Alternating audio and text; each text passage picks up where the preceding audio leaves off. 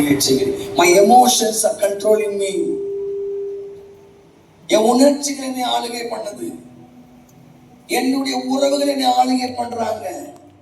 என்னுடைய விசுவாசிகள் என்னை ஆளுகை பண்றாங்க.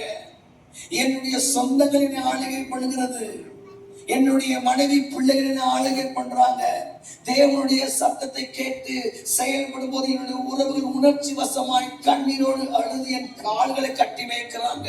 ஏதோ ஒரு இடத்துல தேவனுக்காக வைராக்கியமாய் வாழ வேண்டியவர்கள் உணர்வுக்குள்ளவர்களாய் அல்ல, உணர்ச்சிக்குள்ளவர்களாய் தள்ளிவிட்டோம். வாலிப ஓடி வர, ஆண்டவரே நான் உங்கள் பின்னாடி வர ஆசைப்படுறேன், எனக்கு படுக்கை இடம் இல்லைனா வரியான்னு கேட்கிறாரு. என்னோட ஓடி வர, ஆண்டவரே வான்னு சொல்வது வர வா கூட்டும் போது எங்க அப்பா செத்துட்டாரு, புதைச்சிட்டு வரும்போது ஆண்டவர் உணர்ச்சிக்கு இடம் கொடுக்கல. அவ சொல்லி செத்தவங்களை கொண்டு புதைக்கட்டும், நீ வாடா அப்படின்னு கூப்பிடுவாரு.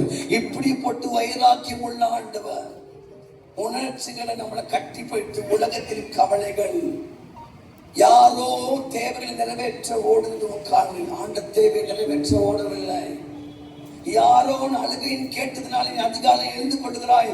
தேவ சத்தத்தை கேட்டு எழுந்து கொள்ளவில்லை. யாரோ அழுகை, உன் பிள்ளையின் அழுகை, உன் அப்பாவின் அழுகை, உன் அம்மாவின் அழுகை, அவர்களுடைய பொறுப்புகளை உன் சிந்தையில வைத்து ஓடுகிறாய் சகோதரி சகோதரி.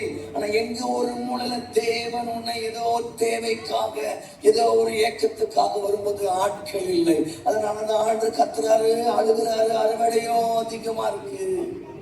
ஆட்கள் கொஞ்சம், இவ்வளவு ஆட்கள் இருக்கிறாங்களே, இவ்வளவு இருக்கிற போது ஆட்களே இல்லையே என்று கேட்டவங்க. இவ்வளவு ஆட்கள் இருந்து கூட உணர்ச்சி உள்ளவர்களாய் தான் இருக்கிறார்கள் தவிர உணர்வு உள்ளவர்கள் இல்லை. தம்பி ஆண்டு உங்ககிட்ட பேசுறேன், உங்ககிட்ட ஆண்டு பேசுறது தங்கச்சி. ஏதோ வந்துட்டோம் போன இருக்காதீங்க. ஏதோ யாரோ போஸ்ட் பண்ணி கொண்டு வந்திருக்கலாம் தம்பி, உங்களை யாரோ கட்டாயப்படுத்திருக்கலாம், உனக்கு தெரியல.